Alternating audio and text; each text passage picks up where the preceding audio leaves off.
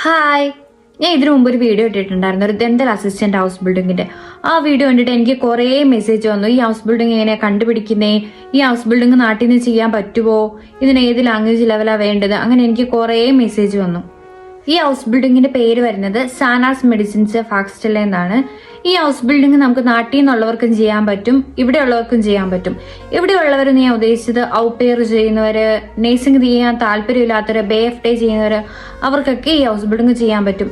ഇതിന് വേണ്ട language level B1 full മൊഡ്യൂളും B2 മൊഡ്യൂൾ വെച്ചും ഈ ഹൗസ് ബിൽഡിംഗ് ചെയ്യാൻ പറ്റും.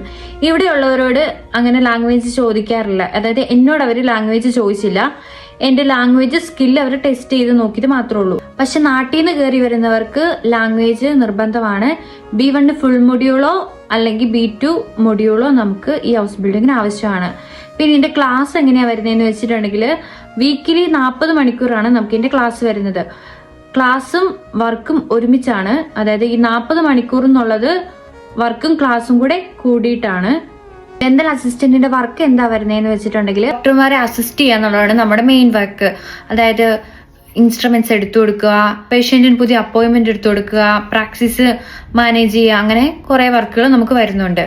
ഞാൻ ഈ ഹൗസ് ബിൽഡിംഗ് എങ്ങനെ കണ്ടുപിടിച്ചതെന്ന് വെച്ചാൽ, ഞാൻ ഇവിടെ വന്നിട്ട് ഈ ഹൗസ് ബിൽഡിംഗിലേക്ക് ചേഞ്ച് ചെയ്യുകയാണ് ചെയ്തത്. പക്ഷെ നാട്ടിൽ നിന്നുള്ളവർക്ക് സ്വന്തമായിട്ട് ഈ ഹൗസ് ബിൽഡിങ്ങിന് കണ്ടുപിടിക്കാൻ പറ്റും. അതിനുള്ള ലിങ്കുകള്, അതിനുള്ള വെബ്സൈറ്റുകൾ, അതൊക്കെ ഞാൻ അടുത്ത വീഡിയോയിൽ പറഞ്ഞു തരാം. അപ്പം എൻ്റെ വീഡിയോ ഇഷ്ടപ്പെട്ടെങ്കിൽ സബ്സ്ക്രൈബ് ചെയ്യണേ.